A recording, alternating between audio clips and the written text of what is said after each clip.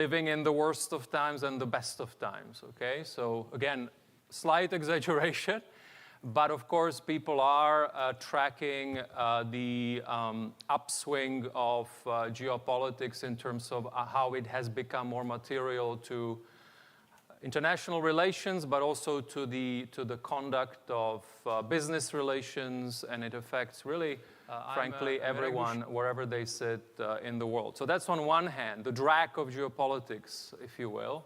But on the other hand, you have quite a unique time in terms of the stack of technologies that we see both in the digital economy, but also around the energy transition that could really transform our economy and our society. And if used responsibly and in the right way, they could really bring about more productive, more inclusive, and more sustainable economies. So really, how do you get things done? How do you get, hopefully, positive things done in this more complicated world, a more complicated geopolitical environment is really going to be at the heart of our discussion today.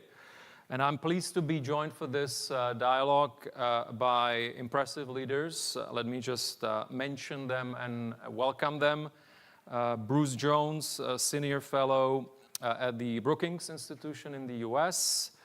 Bo Lee, Deputy Managing Director, International Monetary Fund, Washington, D.C. Rafizi Ramli, Minister of Economy of Malaysia. Mohamad Al-Ississ, Minister of Finance of Jordan.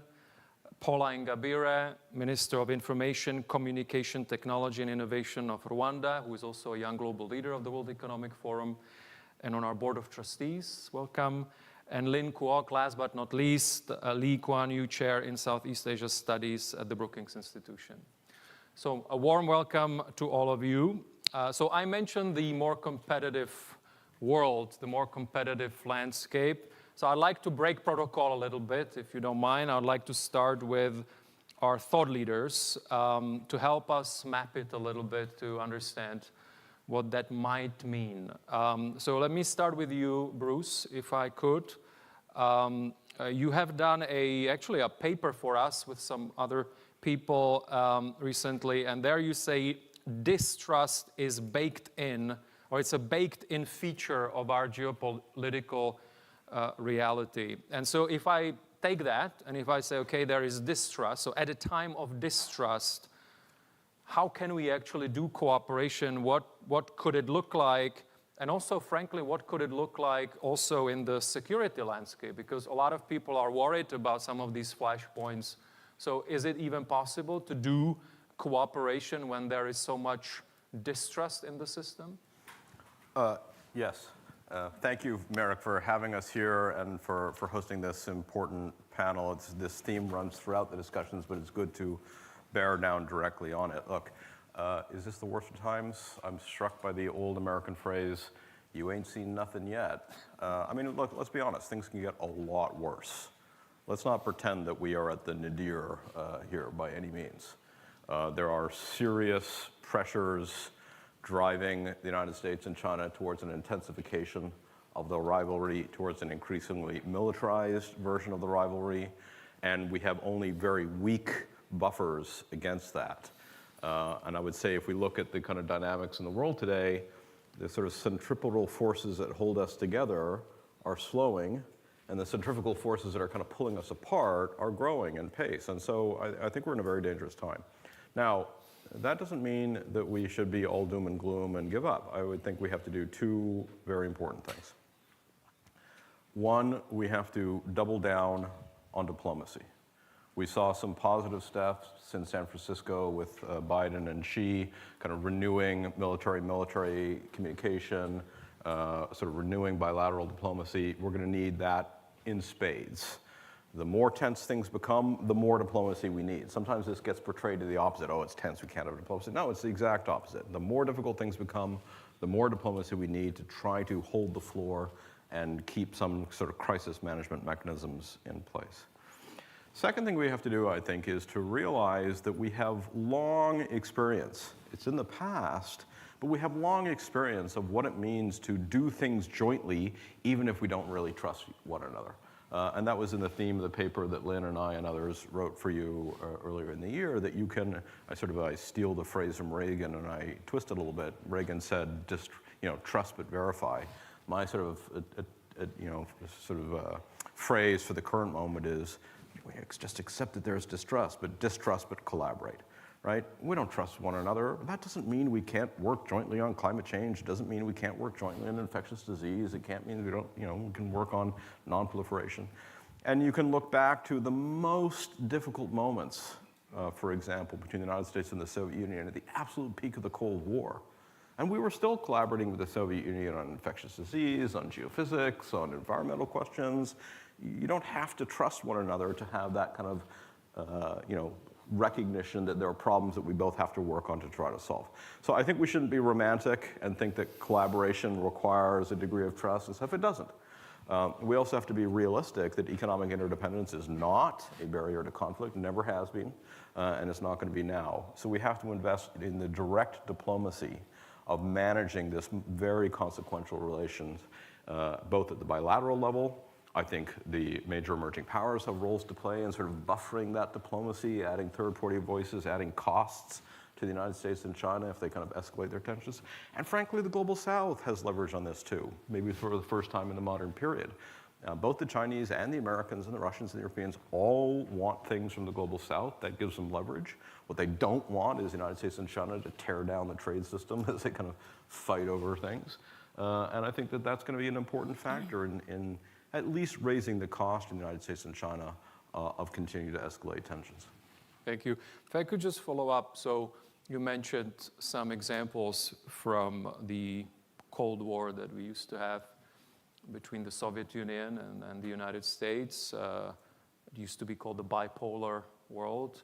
Now people describe this world as a multipolar world. They recognize maybe the supremacy or the leadership position of the G2, if you will, but what about Russia? So it is more complicated. We have more powers in the system, and obviously there is a war in Europe, in Ukraine, and so how does that fit in? How do we have some mechanisms to manage global security at a time when we have other powers, and some of them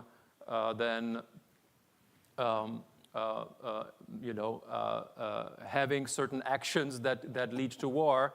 How does that come into the equation? Because you mentioned some mechanisms bilateral, which is good, but how do we manage it in a multipolar system? Yeah, so I think that both the phrase bipolarity and the phrase multipolarity are inaccurate to describe the contemporary reality, right? If you think about which powers can shape global affairs in every walk of life, there are two. There's the United States, and to a lesser degree, there's China. No other actor can shape world affairs to the same degree in every region and every walk of life. But then you have Europe and Russia and India and Japan and a number of other players who are very strong and have considerable capabilities who matter to one realm or the other. Russia doesn't really matter much in certain aspects of the economy, but it obviously matters in nuclear weapons and in European security and vice versa, right? You can sort of look across that. And so that gets complex at the one hand. But as I said, I think it's a net advantage in the sense that you've got very consequential actors, the Indians, the Japanese, the European Union, et cetera, who do not have an interest in seeing a direct clash between the United States and China. Now, Russia is a kind of very unique problem, and it's going to have to be handled in the kinds of terms we're dealing with it now. But the rest of the actors, I think, do have a stake in some degree of stability, even if they have their interests in managing the disequilibriums and et cetera. So that sort of second tier of power, in my mind, if it's correctly handled and correctly understood, is actually constructive towards stability, not the opposite, with the big exception of Russia. So multipolarity isn't exactly right, but this kind of diffused power in different domains is just a reality we're going to grapple with. And then there's this other layer of action, which, quite a lot of countries in the world, maybe 60, 70 countries, who have a degree of diplomatic and market power that's unlike what we dealt with in the Cold War. And that's net positive in my mind in terms of the ability of people to limit the way that the Americans or the Chinese or others kind of complicate their lives, the ability to extract sort of better deals through the competition between the Americans and the Chinese. We talked yesterday with Robin about and the global south sort of being a place where both the Chinese and the Americans should compete to help move people up the global supply chain. That would be a net positive. So there are multiple layers of power here. We're going to have to manage them all simultaneously. Obviously, the United States and China have more power than everybody else to tear things down. The Russians are doing a pretty good job. And then lots of other powers who have a more constructive view on world politics, as I say, and we really have to rely heavily on those actors. Thank you. Can I just, one more thing very quickly, I know you've done a lot of work on multilateralism, because, forgive me, but it used to be the UN Security Council that was kind of the body which would deal with security issues. So is it relevant still? Because you also mentioned other powers now that are not there.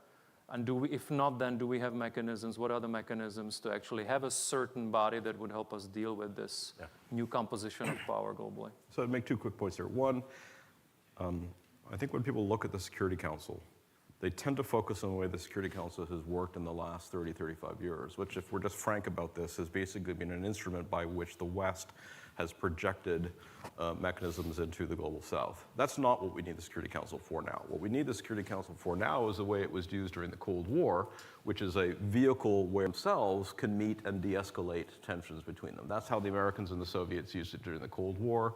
The Council was a place where the top powers could find solutions to budding crises or put third-party mechanisms in place to stop escalation. We need to return to that. It's never operated in isolation. It's always operated in tandem with sort of creative middle power and third-party diplomacy.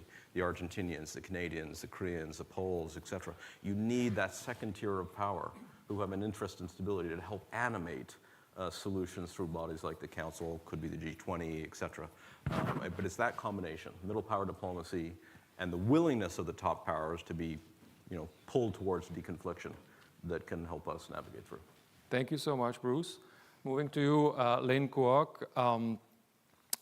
You have spent a lot of time focusing on Southeast Asia, the geopolitical and the security picture there. If you were to kind of react to Bruce and maybe take that assumption that we've discussed, there's more distrust, what does it mean for Southeast Asia kind of security and geopolitical relations? Well, I think Southeast Asia obviously has been very much squeezed, and I think you would hear that from the minister from Malaysia as well. Southeast Asia has been squeezed by great power competition, and you hear also very often how they don't want to choose, and I think in this respect, it's no different from countries in, say, Europe or even in the Middle East, where they don't want to have to choose between the United States and China. Now, I think not having to choose between 2 powers isn't the same thing as not having to be for something. And I think, very often, or rather too often, I find countries both within Southeast Asia as well as outside Southeast Asia say that they don't want to choose between the 2 powers, and then using that as a sort of sidestepping or an excuse not to stand out more firmly or strongly on the rule of law. And you asked me how Southeast Asia has been responding in this particular context, and I think it's done 3 things. One is that it's sought to cooperate more within its own bloc, so within Southeast Asia. Southeast Asian countries have sought to work more bilaterally with each other, minilaterally with each other, or within the Association for Southeast Asian Nations, ASEAN. So that's one. Number 2, the importance of middle powers, which Bruce mentioned, has come really very much to the forefront of Southeast Asian relations. So in order to hedge against the uncertainties of US-China rivalry, Southeast Asian countries have sought to reach out more to middle powers like Japan, Europe, etc. And in this respect, I think we've seen European countries and the EU fare the best in annual polls, followed by Japan. So the region is very much looking towards these areas or countries to hedge against uncertainties of great power competition. And third, it's sought to rely more heavily on the rule of law. And so they've sought to talk about how the rule of law is really important. And I think this helps to, in a sense, shield them against incursions into their sovereignty as well as sovereign rights. It also helps to, provide a degree of protection against economic coercion. And third, it also, I think, helps them in their ability to, as I mentioned earlier, not to frame it about their choice as being about the US or China, but really about being for the rule of law and against the rule of the jungle. And so that, I think, is what Southeast Asian countries have sought to do. Bruce talked about the sort of guardrails that helped with current tensions. And I think I would add, of course, the rule of law to it, but also my concerns about the increasing gray zone activities in my part of the world, which are stressing the rule of law. It's also stressing communications that need to take place between countries, putting a greater degree of emphasis on them. So with greater gray zone operations in the region, we need to try to de-escalate that, and the means by which one does that is, of course, having countries, great powers, talk to each other. But if that isn't happening and gray zone operations are increasing within the region, then we have greater risk of war. So I think, in this respect, what's happening in Southeast Asia with the Philippines and China, I think, is of great concern, because although it might seem quite small in the grand scheme of things, skirmishes at sea, etc., they can really escalate by drawing in the United States, by triggering the mutual defense treaty between the Philippines and the United States. So I would watch for that if one were concerned about things. Thank you so much. Thank you, Lynn. Thank you, Bruce, for helping us kind of lay the land a little bit of the more competitive environment. If I could move to Boli, Deputy Managing Director at the IMF.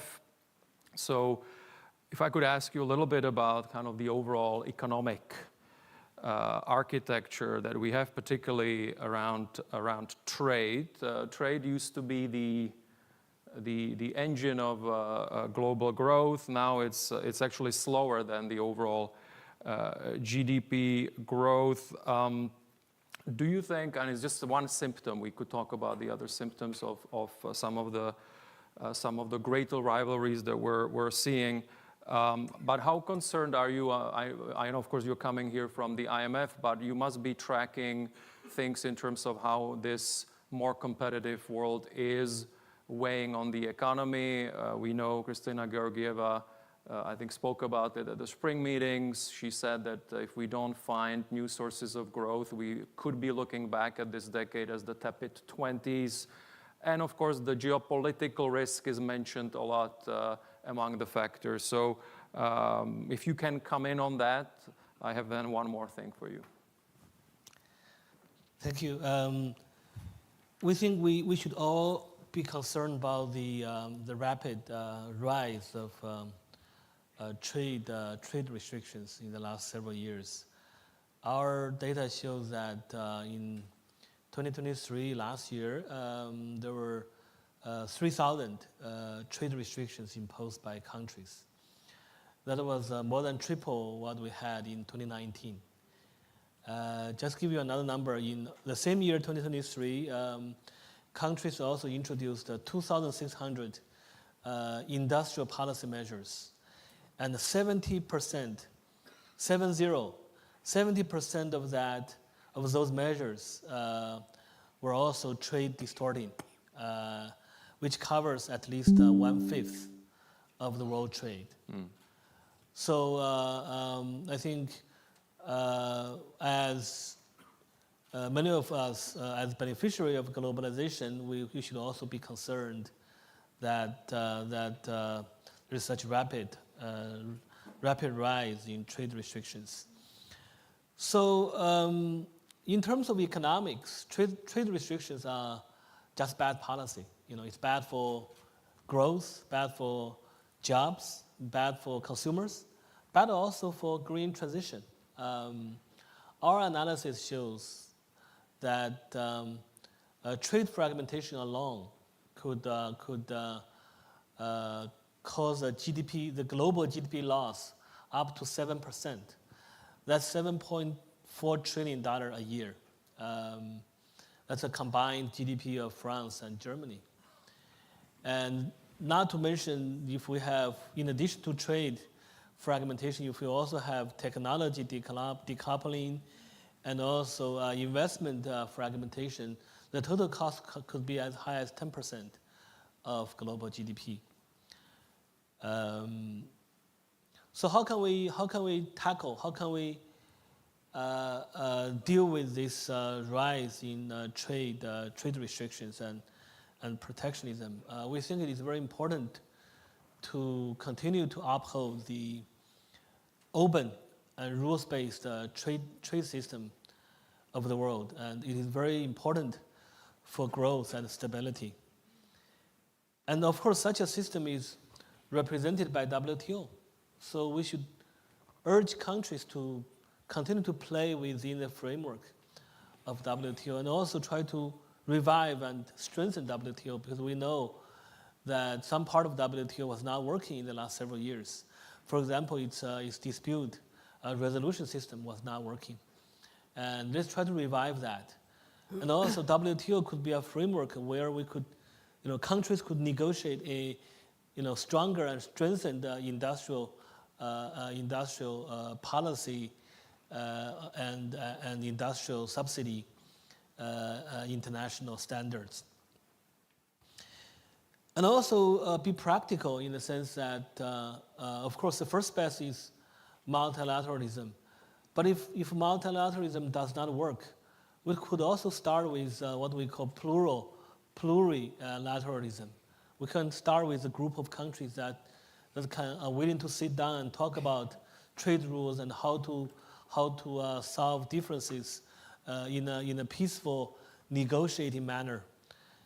And of course, I also like what Bruce said about, even though there is a lack of trust, we could still work on some of the common challenges for humanity, such as climate, such as poverty, such as debt issues for developing countries. And we are working together, actually. If you look at the last several years, countries from the West and countries from the East, countries from the North and from the South, we are working together on some of these issues. Multilateral institutions like the IMF, we are still working, and we still can gather countries from different parts to work together. For example, let me give you a very simple example, which was a new facility that IMF introduced, the Resilience and Sustainability Trust. It's like a new climate fund established by IMF. And I can tell you, this RST, Resilience and Sustainability Trust, we have investors from all over the world, including advanced economies, but also developing countries and emerging markets. They are all investing in this trust. And this trust is used to support developing countries and low-income countries and also vulnerable middle-income countries to tackle with climate change.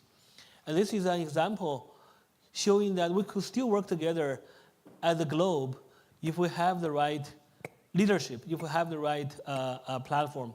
And finally, before I conclude, which is the fact that we should not pretend trade can benefit everybody at the same time. We know some group may be vulnerable to trade, and that is why we also support countries to introduce policy to support vulnerable groups that could be negatively impacted by trade, at least in the short term. And if the country have the right policy that supports them, these people can eventually benefit from free trade. I stop here. Thank you.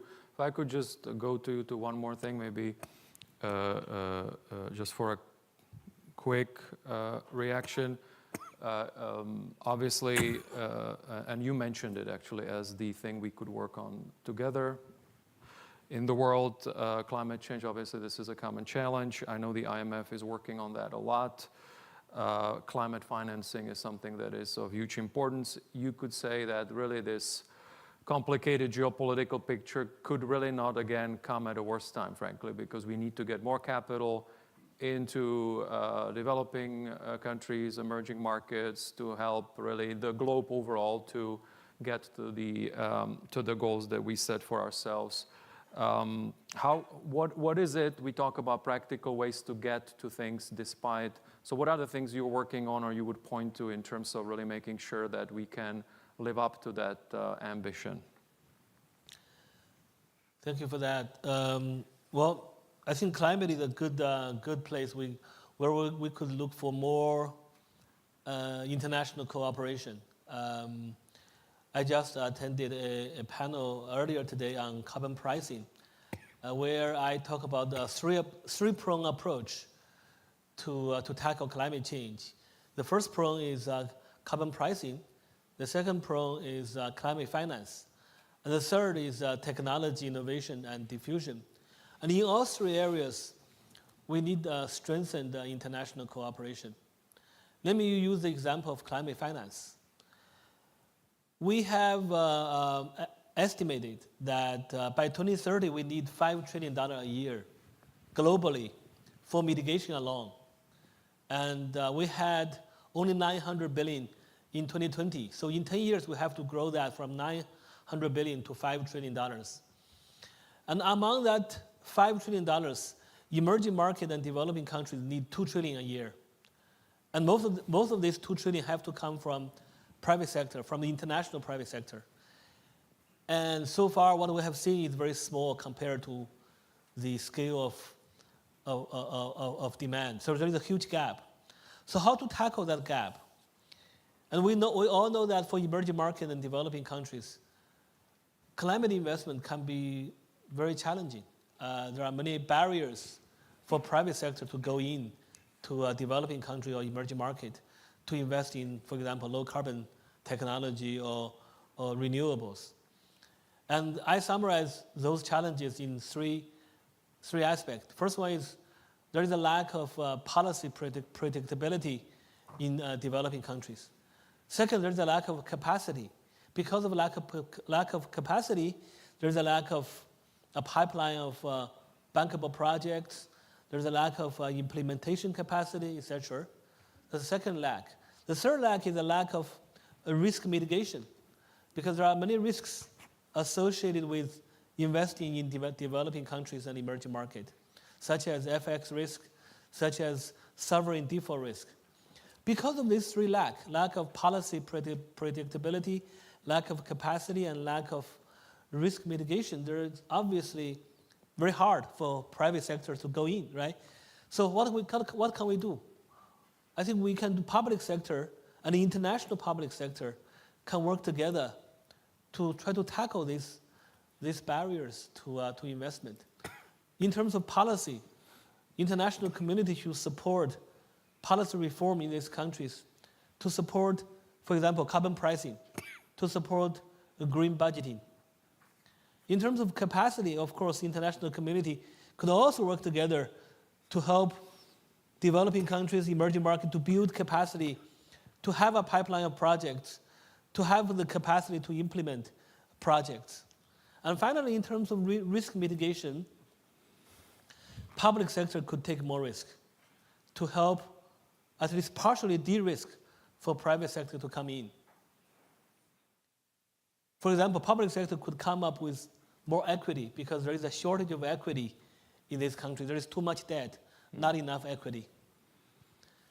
For another example, multilateral development banks, MDBs, and IFIs could play a bigger role in de-risking. And in order to play a bigger role, these institutions also need to reform. The big shareholders, of course, are advanced economies. The big shareholders of MDBs and IFS are advanced economies. They have to come together to say that we can increase capital for these multilateral institutions. We can allow these multilateral institutions to take more risk, to help de-risk for the private sector. This requires reform, and this requires international collaboration. And before I conclude, I can tell you that at least World Bank and IMF were working hard to try to strengthen that collaboration. Actually, just last month, we announced a strengthened collaborative framework between World Bank and IMF in terms of climate action. We're going to try to have to jointly support policy reform in developing countries, to jointly support the scale up of climate finance, and also to provide complementary technical assistance to help developing countries to develop a capacity in terms of project preparation and project implementation. I stop here. Thank you. Can I just, one quick thing, because I know there's a lot of momentum now within the World Bank Group on guarantees. So are you saying that more should be done, or is this part of what you said, that we are seeing now that there is MIGA and others are pooling resources to do more de-risking through guarantees? Or is it more? That's my understanding too. I think the World Bank is consolidating its guarantee platforms into a single platform, and as such, it could be a more powerful in providing guarantees. Thank you so much. I'd like to move to Paula Ingabire, Minister of ICT of Rwanda, but you also are part of our global efforts around AI. So number one, advanced technologies are very important. You've been really a thought leader and leader on that in Rwanda, in Africa. But if I could just get first your global perspective on AI, because we're here to talk about kind of how do you get things done in a more competitive environment.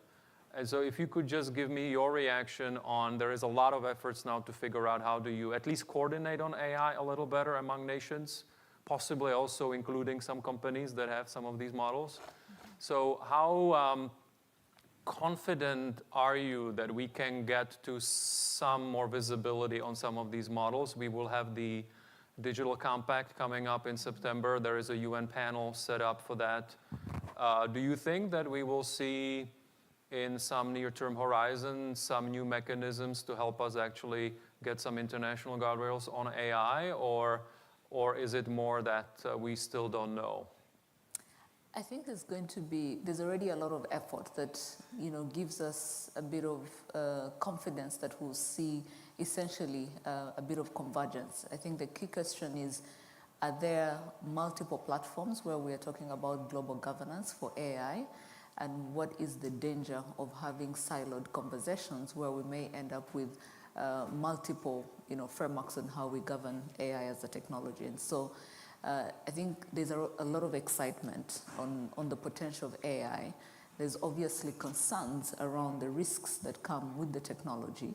But what we need to see more, and I think this is what the forum is doing very well, is how do we then bring the multiple conversations that are happening in such a way that they are representative of the different voices, both east, west, north, south, in making sure that when we come up with these governance frameworks, at least we are catering to the unique nuances and needs that each of these groups may already have. And for Rwanda, the choice to leverage frontier technologies really is a question, or it's a matter of necessity. It's a question of survival because we have a long history in how we are building the right capabilities, the infrastructure, because for us this is really a growth driver for our country. But when it comes to how do we balance between the need to innovate fast and responsibly and the need to ensure that we're taking care of the risks and putting in place the necessary safeguards, I think that the answer is partly in the way you framed your question, which is global collaboration that is required. And collaboration has multiple layers.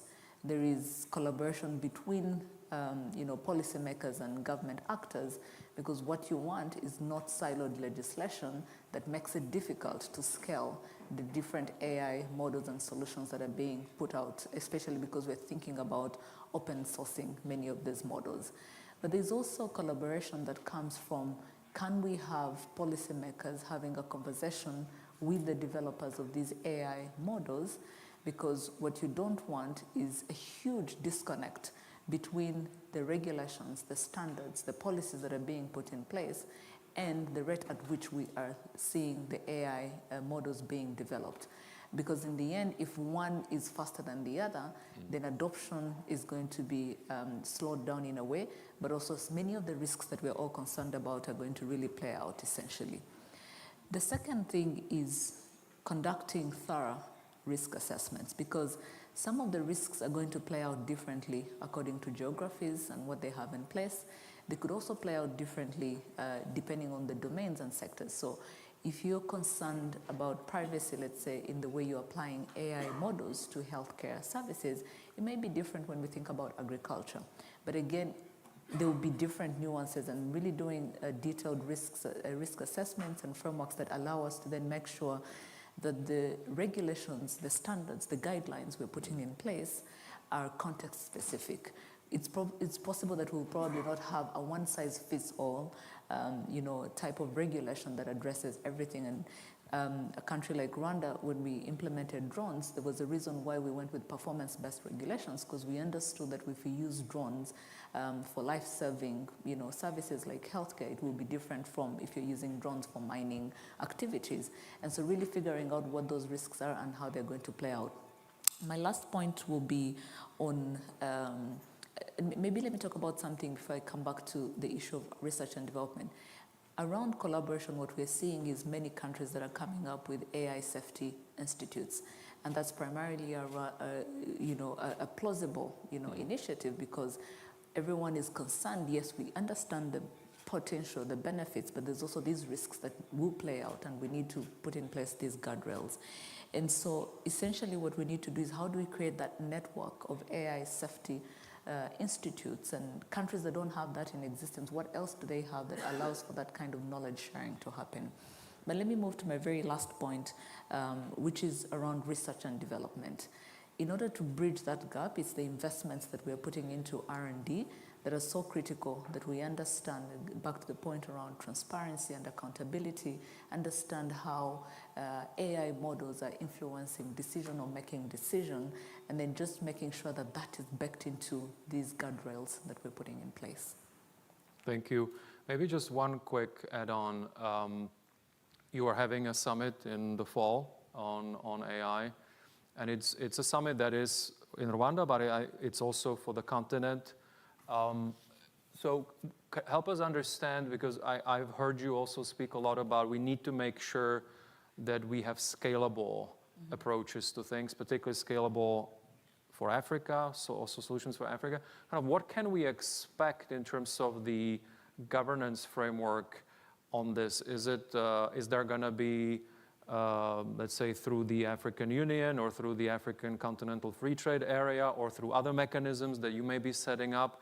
Are there going to be attempts to have certain standardized environment around AI, or is it going to be more organic? What do you expect? Absolutely. The way we are designing the Summit 1, it's a global summit on AI for Africa. And what we're looking at, we see other regions of the world organizing themselves and sort of figuring out, what makes sense for them and how do they come together. And I think this is a great opportunity for Africa as a continent, even for us to start thinking about what does governance look like, especially because our part of the world is the one where even we still have bigger gaps to fix. Some of the foundational infrastructure is not in place, reliable electricity, compute capacity. We still have siloed data sets along the way. And so just sort of figuring out what is it going to take as we come together, as opposed to 54 different countries trying to build their own legislation. The other thing is working with the African Union, which is already underway, putting in place what we are calling an AI continental strategy that allows us to chart the way forward together as a single market. And from that, obviously, what will happen is that for every country within Africa, we'll be able to figure out where does AI create the benefits and opportunities for us. For Rwanda, it could be healthcare. For Togo, it could be mining. For Ghana, it would be something else. But essentially, what we want to make sure is that we are thinking about a single market, and what will work for Rwanda can be scalable in other markets, and what will work in Nigeria can be scalable in other markets of the continent. Thank you so much. Let me move to Mohamad Ississ, Minister of Finance of Jordan. I happen to know your country very well, and I have always been really impressed by the nimbleness of your country, faced with a lot of risks and very complicated environments. So if I look at the theme of this session, cooperation in a competitive world, I think you've been in it for a while. It's been something that you've had to navigate for quite some time. But I just wonder, you are the Minister of Finance, so now we have even a more complicated geopolitical picture. At the same time, I know that you've been working very hard on economic reforms, social reforms.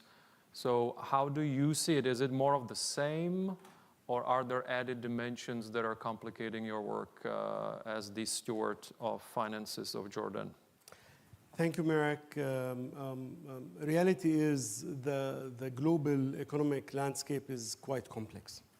In addition to what the colleagues said about rising protectionism, distrust, we're still reeling from the shocks after shocks we've witnessed. Black swans, COVID, Russia-Ukraine, stagflation, higher interest for longer, the brutal war on Gaza, upcoming potential continued conflict in the Middle East with reverberations that are really impacting the whole global economy, disruption of maritime shipping, and with no end in sight. Reality is, as a Minister of Finance, there is very little one can do better than to assume continued uncertainty and to invest in fiscal buffers and to do that before the storms hit. What we've done in Jordan that has proven very successful to us, we have a very successful experience with the IMF, is we designed our own reform program. We didn't wait for the global storms to hit. We invested in reform when we could.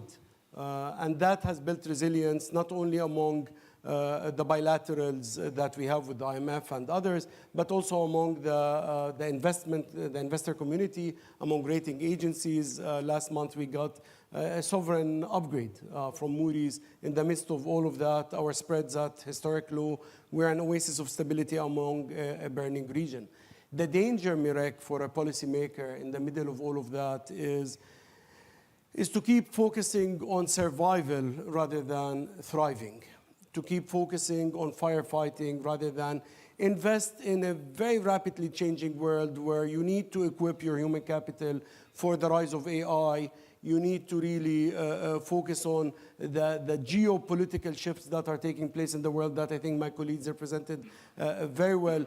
But reality is, with everything going on, I worry about our region, which has a young population, about the deficit of hope among the youth, among the radicalization that is going to emerge, whether we like it or not, for everybody in the region witnessing over 40,000 Palestinians being killed before their eyes with very little end in sight, with potential escalation of the conflict.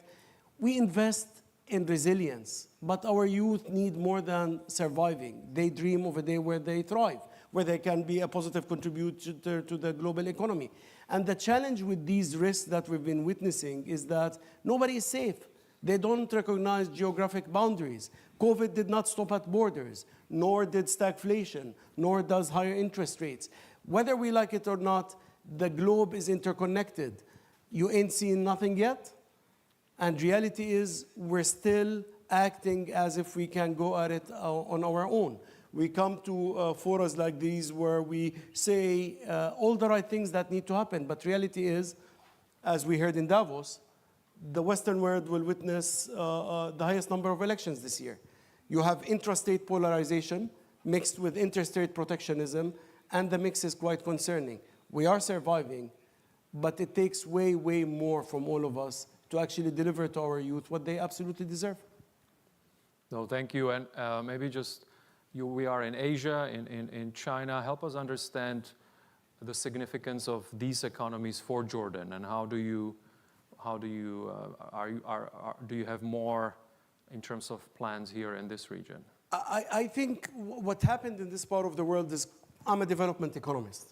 What happened in this part of the world, what happened in China is quite exciting. It's a very successful emancipation of millions upon millions of people from poverty and starvation to actually becoming a positive contributor to the global economy.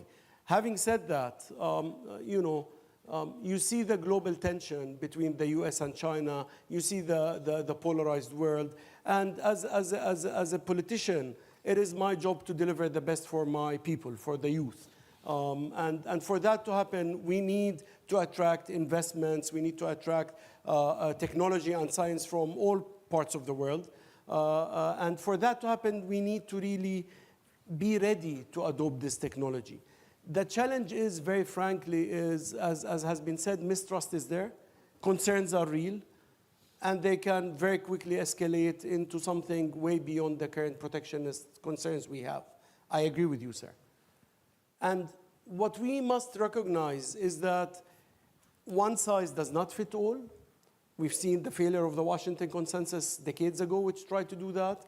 And I think for countries like China, entering and investments in other countries, for countries like the US and investing in other countries, local context matter, and investing in understanding the local context and really coming with an understanding of the rightful concerns of experiments that we've seen fail in other countries, where countries got entangled with debt in a way that not necessarily was very transparent, is something we have to be cognizant and respectful of in designing these engagements. I'm here today in China because I want to better understand the success that has driven the economy into this growth, but I also want to present a case of, attracting investment to a beacon of stability in the region, which has free trade agreements with the US, with Europe, with the Arab world, sitting right next to the natural resource-rich GCC, that is Jordan, with a ready human capital to be able to be an engine for growth. But reality is, we don't want to get entangled in a bigger discourse that might escalate very quickly in negative ramifications. The future ahead is very complex, with multiple equilibria. Many of them are not necessarily positive, and it's my job as a Minister of Finance to be cognizant of what can go wrong and build buffers against it. No, thank you so much. Moving back to Asia, last but not least, I'm very happy to go to Rafizi Ramli, Minister of Economic Affairs of Malaysia, a very important economy in this region and globally. The Chinese Premier was visiting your country I think very recently. It was a 3-day trip. So I think China is Malaysia's main trading partner. At the same time, the United States is a top investment partner. So obviously, you are also navigating this relationship. So I have a few other questions, but if you could at the beginning just to say how do you see that? Is it a dilemma, or is it something that is actually very easy to do and maybe we're overcomplicating things? Well, I wouldn't say that it's easy to do. Anyone in our position would have to manage something as complicated. But I think common sense always prevails. So long as we maintain constructive engagements. We have differences with practically everyone. I mean, we have differences with Singapore, for that matter. So we do have differences with the US. We have issues with China.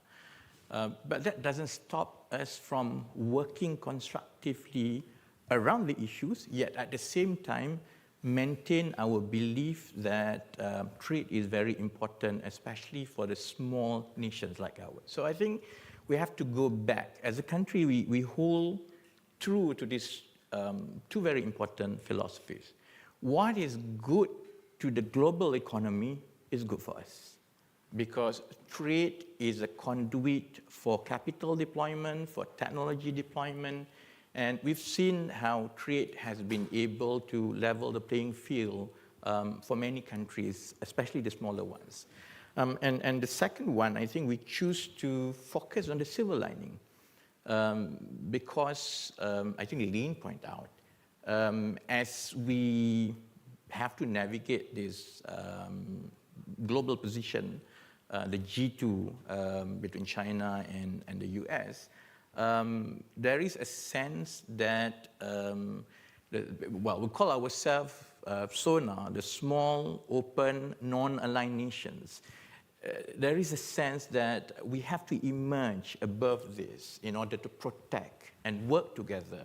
And the silver lining is I can't agree more with all the other panelists.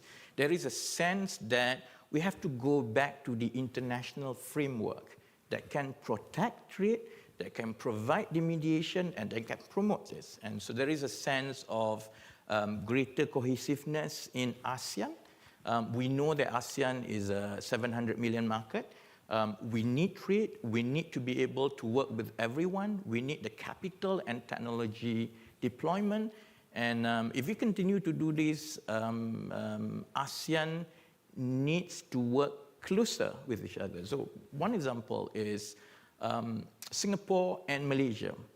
Traditionally has always have the kind of rivalry between the two. We compete. It was very difficult to get over that competition to work on our synergies. Successive administrations in Singapore and Malaysia always compete about who can do things better. And last year, out of a simple discussion, finally I think the leadership of both countries accept that, hang on, with everything that is happening, let's forget the grandparents' quarrel or competition. We are better off to pitch Singapore and Malaysia to the world because investors can benefit and get the best of both worlds from Singapore and Malaysia. Investors can get the sophistication of Singapore, yet leverage on competitiveness of Malaysia in terms of cost and in terms of resources. And that is the first time in the last, I suppose, 70 years. And we are going to sign a special economic zone between the country. And I think it's the first experiment to show to the 700 million ASEAN market that that is the way to go. We will have to be more cohesive as a region. And Malaysia is going to take over the chairmanship of ASEAN in 2025. That's right. And that is definitely a trust because the silver lining of the geopolitical situation between US and China also mean the SONAs of the world, the Malaysia, Jordan, and the rest, will have to see how do we fit in. And the best way to protect our access to trade is to make sure that we become more cohesive. And I think at the end of the day, we've gone through 100 years of differences, of distrust, of competition. But we also have to accept that the world is so intertwined. And if anything, COVID has shown us that for one gadget that you get, say in the US, you actually have to source different parts in the world. It may come from China, but it starts from Malaysia or Singapore or Jordan.